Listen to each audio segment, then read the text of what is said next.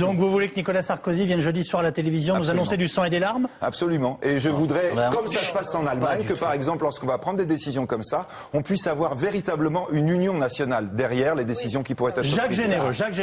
Je vous interpellais sur est-ce qu'on peut se passer des agences de notation? Comme dirait Jean-Luc Mélenchon, n'est-ce pas, et mes camarades du Front de gauche, on n'est pas des andouillettes.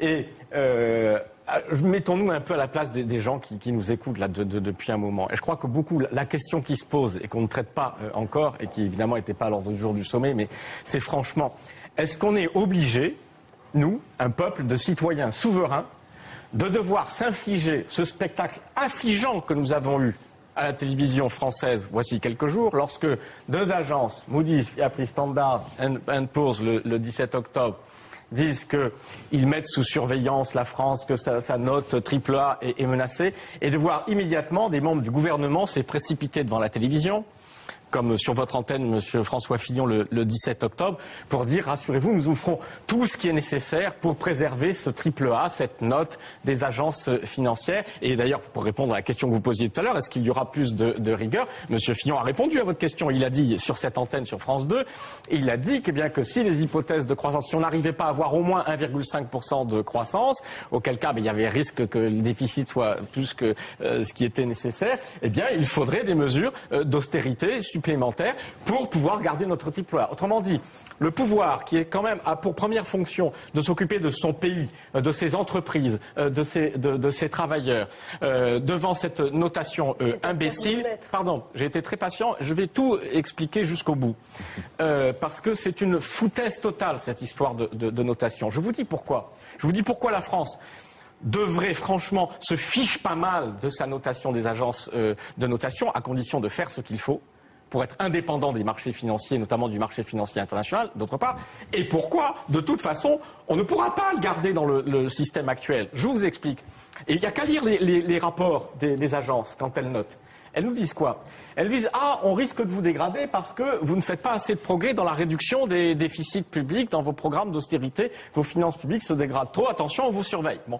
Dans le même temps, elles nous préviennent et puis elles s'échangent un peu les rôles, tantôt c'est l'une, tantôt c'est l'autre. Elles disent oui, mais si il y a trop de ralentissement de l'activité, notamment en Europe, il y a un risque également de dégradation de votre notation. Donc d'un côté, elles disent si vous ne faites pas assez de rigueur, on dégradera votre note parce que vous n'avez pas fait assez d'efforts. Si vous faites tous les efforts qui sont nécessaires pour réduire rapidement vos déficits publics, comme on sait que ça, et il n'y a qu'à le voir, ça provoque dans toute l'Europe un ralentissement de l'activité et une dégradation des finances publiques, alors on vous dégradera aussi. C'est le système des injonctions paradoxales, c'est-à-dire qu'on vous met dans une situation où vous ne pouvez rien faire. Alors ce thermomètre-là, parce qu'on dit oui, il ne faut pas casser le thermomètre, parce qu'après tout, c'est jamais que des gens qui disent écoutez, ça va bien, ou ça va des gens qui prennent une photo. Oui, mais sauf que Yves Calvi, quand vous avez de la fièvre, que vous êtes malade, et que vous prenez le thermomètre, si un jour vous vous apercevez qu'à chaque fois que vous prenez votre température, la fièvre augmente, et qu'à chaque fois que vous reprenez votre température, la fièvre risque de vous amener à la fièvre mortelle, vous le cassez le thermomètre. Or, les notations des agences... J'irais plutôt à l'hôpital, moi, mais bien sûr. Non, mais... Parce qu'on a un bon système de santé qui tient encore à peu près. Le thermomètre des agences de notation, justement, ça n'est pas un thermomètre pertinent. Pourquoi? D'abord, il est faux. Voilà, il est très sujet à caution. Et ensuite, c'est un thermomètre qui est autoréalisateur. C'est-à-dire que quand ces agences de notation dégradent une note, elles provoquent immédiatement une hausse des taux d'intérêt. Elles aggravent immédiatement la situation des pays. Et elles le savent très bien. Donc, il faut s'en débarrasser. Comment on fait en un mot? Et là, j'ai un point de désaccord. Il y a un point de désaccord très clair entre le Front de gauche et le Parti socialiste sur ce point-là. C'est que nous considérons que nous pouvons reprendre notre indépendance vis-à-vis des marchés financiers. C'est-à-dire qu'il faut le restaurer, des contrôles sur les mouvements de capitaux, qu'il faut renationaliser le financement de nos biens publics et qu'il faut procéder par des banques publiques, par l'intervention de la Banque centrale, comme c'était autorisé autrefois, avant la loi de 1973 qui interdit à la Banque de France de faire des concours directs à l'État. Et donc nous débarrasser, c'est dans le cadre européen que les gouvernements ont décidé qu'il faudrait que désormais on se finance principalement sur un marché mondial. Alors évidemment, si vous êtes d'accord avec ça, qu'on doit se financer sur le marché mondial, on doit se soumettre effectivement au jugement des marchés mondiaux, donc des agences de notation, avec toutes les conséquences catastrophiques que nous savons. Donc nous disons, On s'en débarrasse totalement, on n'en parle plus. Nous finançons nos biens publics avec des banques publiques, avec les concours de la Banque centrale et surtout avec une réforme fiscale qui met un terme à la pire des dépenses qu'il faut réduire et que vous n'avez pas été évoqué, mais qu'a évoqué Jérôme Cahuzac, qui est la dépense fiscale et la dépense sociale.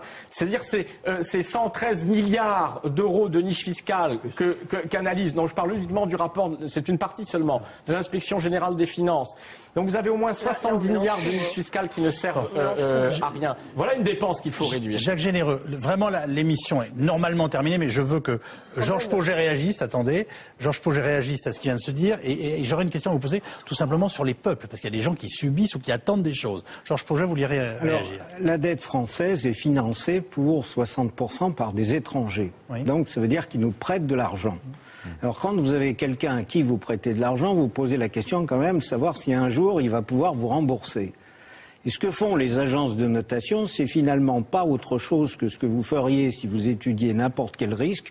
Vous regardez si le bilan est sain, si l'entreprise, l'État équilibre ses comptes et si les dirigeants mettent en œuvre une politique pour faire cela. Et ce que disent les agences de notation, ça n'est pas sensiblement différent de cela. Et quand elles abaissent une note, elles envoient le signal suivant lequel c'est plus risqué, donc il faut payer plus cher pour couvrir ce risque. Alors ensuite, que l'on aime ou que l'on n'aime pas, c'est une chose, mais la réalité, c'est quand même qu'il y a un risque qui a monté et qu'il y a des gens qui prêtent cet argent. Alors, on peut les aimer ou ne pas les aimer, mais c'est eux qui prêtent, et puis aujourd'hui, ils sont américains, chinois ou autres, et c'est comme ça. Tout ce dont nous parlons sur cette table, est-ce qu'on peut lui donner la parole? Merci. Non, s'il vous plaît. Non, n'était pas présent dans le un instant. Je vais vous donner la parole, monsieur le vice-président. Ça fait un quart d'heure qu'il entend tout et son contraire. Pourquoi? Non. Si on en parle, vous verrez. Plus tard, merci. D'abord, les fameux 108 milliards, est-ce que cette somme vous paraît suffisante, Georges Pauget? Alors, je suis désolé, mais comme praticien de la banque, je ne partage pas l'avis des économistes, même si j'en suis un. Je considère qu'il faut regarder sur moyenne période ces dispositifs et ne pas commettre l'erreur du tout marché qui consiste à considérer qu'on doit prendre en compte instantanément le pire. Ça ne me paraît pas raisonnable. Et donc, quand on fait une approche raisonnable, elle a été faite par beaucoup d'acteurs, en dehors du FMI et autant d'indépendants, et on se retrouve à quelque chose, excusez de l'écart, entre 100 et 140 milliards. C'est les chiffres les plus courants. Donc, on est dans une zone crédible. Ensuite, quand on applique au cas français, d'après le gouverneur de la Banque de France, et à mon avis, il n'y a pas plus autorisé dans ce pays, on aurait un impact de moins de 10 milliards d'euros. Absolument, c'est ce qu'il a dit. Ça veut dire qu'avec moins de 10 milliards d'euros... C'est ce qu'on appelle notre exposition.